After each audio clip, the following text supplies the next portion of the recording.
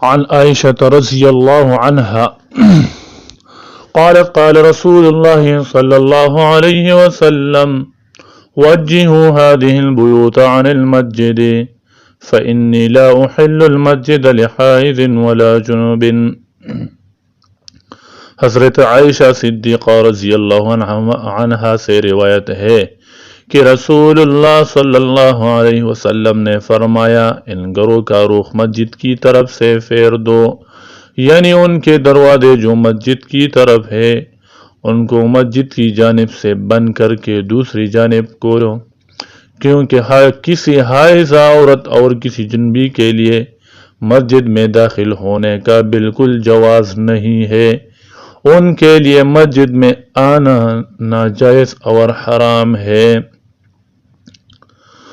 مسجد نبوی صلی اللہ علیہ وسلم جب شروع میں بنی تھی تو اس کے آس پاس کے بہت سے گھروں کے دروازے مسجد کی طرف تھی، گویا کہ صحن مسجد ہی میں کھلتے تھے۔ کچھ عرصہ کے بعد یہ حکم آ گیا کہ مسجد کے آداب و احترام کا تقاضا یہ ہے، مسجد کے آداب و احترام کا یہ حق ہے کہ حائضہ اور جنبی اس میں داخل نہ ہو۔ اس وقت رسول اللہ صلی اللہ علیہ وسلم نے یہ اعلان فرمایا اور حکم دیا کہ یہ سب دروازے مسجد کی جانب سے بند کر کے دوسری طرف کھول جائے۔ عبداللہ ابن عمر رضی اللہ عنہ سے روایت ہے کہ رسول اللہ صلی اللہ علیہ وسلم نے ارشاد فرمایا ہے کہ حائض عورت اور جنبی آدمی قرآن پاک میں سے کچھ بھی نہ پڑھے، یعنی قرآن مجید جو اللہ تعالیٰ کا مقدس کلام ہے اس کی تلاوت ان دونوں کے لیے بالکل ممنوع ہے۔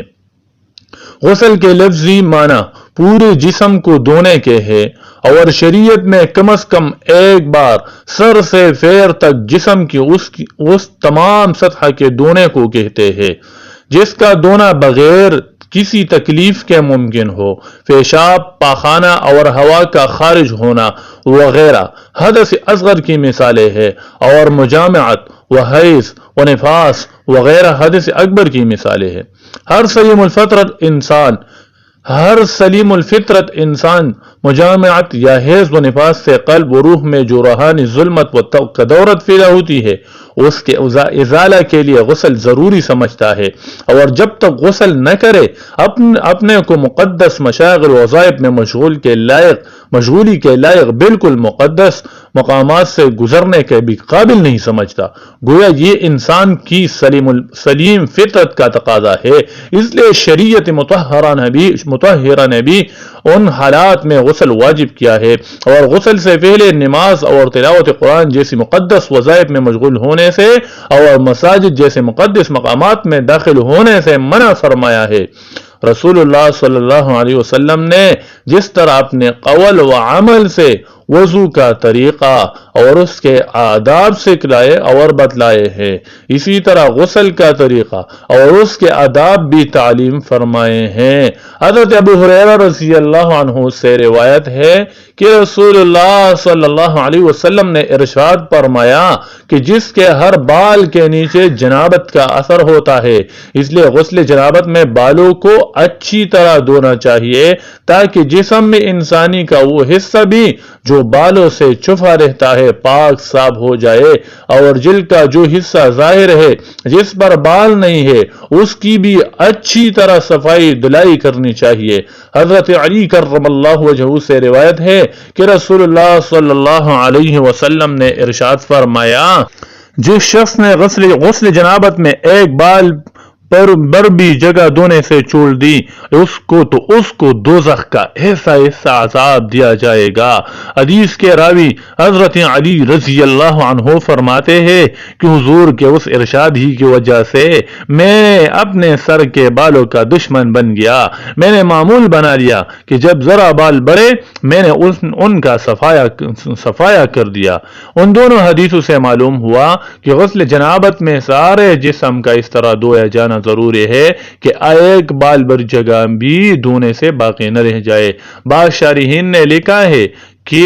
غسل کی سہولت کی وجہ سے حضرت علی مرتضیٰ رضی اللہ عنہ نے سر کے بال صاف کرانے کا اپنا جو معمول بنا لیا تھا، اس سے معلوم ہوا کہ اس مقصد سے سر منڈانے کا طریقہ بھی جائز اور مستحسن ہے، اگرچہ اولا سر پر بال رکھنے کا طریقہ ہے، جیسا کہ خود رسول اللہ صلی اللہ علیہ وسلم اور باقی خلفائے راشدین رضی اللہ عنہم کا معمول تھا۔ ام المؤمنین حضرت عائشہ صدیقہ رضی اللہ عنہا سے روایت ہے کہ رسول اللہ صلی اللہ علیہ وسلم جب غسل جنابت فرماتے تھے تو سب سے پہلے اپنے دونوں ہاتھ دھوتے تھے، پھر بائیں ہاتھ سے مقام استنجا کو دھوتے تھے اور داہنے ہاتھ سے اس پر پانی ڈالتے تھے، پھر وضو فرماتے تھے، اسی طرح جس طرح نماز کے لیے وضو فرمایا کرتے تھے، پھر پانی لیتے تھے اور بالوں کی جڑوں میں انگلیاں ڈال کر وہاں پانی پہنچاتے تھے، یہاں تک جب آپ سمجھتے تھے کہ آپ نے سب میں پوری طرح پانی پہنچا لیا تو دونوں ہاتھوں بر کر 3 دفعہ پانی اپنے سر کے اوپر ڈالتے تھے، اس کے بعد باقی سارے جسم پر پانی بہاتے تھے، اس کے دونوں پاؤں دھوتے تھے۔ غسل میں 3 چیزیں فرض ہے۔ اس نمبر 1 کلی کرنا کہ سارے منہ میں پانی پہنچایا جائے، نمبر 2 ناک کے اندر پانی پہنچانا، جہاں تک نرم ناک ہے سارے بدن پر ایک بار پانی بہانا، درجہ بالا تینوں چیزیں فرض ہے، اس لیے اگر تمام بدن میں بال برابر کوئی جگہ خشک رہ جائے یا کلی کرنا بھول جائے یا ناک میں پانی نہیں ڈالا تو غسل نہیں ہوگا۔ اگر غسل کے بعد یاد آیا کہ فلانی جگہ خشک رہ گئی ہے تو پھر سے نہانا واجب نہیں، بلکہ تھوڑا سا پانی لے کر اس جگہ بہانا ضروری ہے۔ اسی طرح اگر کلی کرنا بھول گیا تو اب صرف کلی کر لے، غرض یہ کہ جو فرض رہ گیا ہو صرف اس کو پورا کر لیا جائے، نئے سرے سے تمام غسل کرنے کی ضرورت نہیں۔ مسئلہ اگر ناخنوں پر ناخن بالش لگی ہوئی ہو تو وضو اور غسل فرض میں اس کو اتار کر وضو اور غسل کرنا واجب ہے۔ ناخن پالش کو اتارے بغیر وضو یا غسل کیا گیا تو وہ وضو اور غسل نہیں ہوگا، یعنی ناخن پالش کو اتارنا فرض ہے، اگر کسی نے ان کو نہ اتارا تو اس کے بغیر وضو یا غسل کیا گیا تو وہ وضو اور غسل نہیں ہوگا۔ خوب سمجھ لے،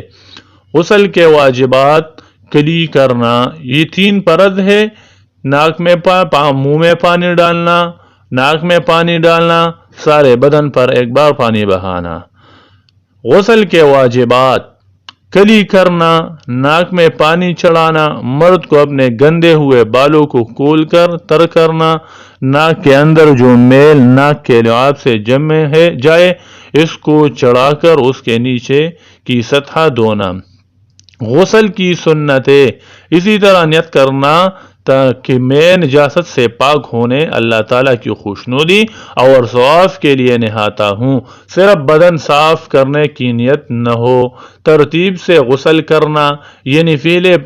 پونچوں تک دونوں ہاتھوں کا دھونا، پھر چھوٹا بڑا استنجا کرنا، پھر نجاست کا دھونا اگر بدن پر لگی ہو، پھر پورا وضو کرنا اور پھر تمام بدن پر پانی بہانا، بسم اللہ کہنا، لباس اتارنے سے پہلے کہنا چاہیے، برہنہ ہو کر کہنا گناہ ہے، بسم اللہ لباس اتارنے سے پہلے کہنا چاہیے۔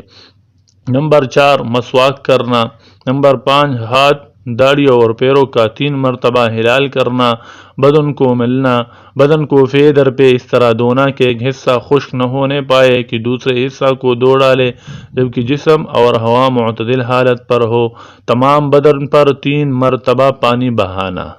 غسل کا جو طریقہ بتلایا جا رہا ہے اس کے متعلق یاد رکھے کہ جب بھی کوئی غسل کرنا ہو، خواہ فرض ہو یا سنت یا مستحب، ہر صورت میں اسی طریقہ سے غسل کرنا مسنون ہے۔ غسل کرنے والے کو چاہیے کہ پہلے دونوں ہاتھ پونچھوں تک 3 مرتبہ دھوئے، پھر بدن پر اگر کسی جگہ گندگی لگی ہوئی ہو تو اس کو 3 مرتبہ پاک کرے، پھر چھوٹا بڑا استنجا کرے، خواہ ضرورت ہو یا نہ ہو، اس کے بعد مسنون طریقہ پر وضو کرے۔ اب پانی پہلے سر پر ڈالے، پھر دائیں کندھے پر، پھر بائیں کندھے پر، اور اتنا پانی ڈالے کہ سر سے پاؤں تک پہنچ جائے اور بدن کو ہاتھوں سے ملے۔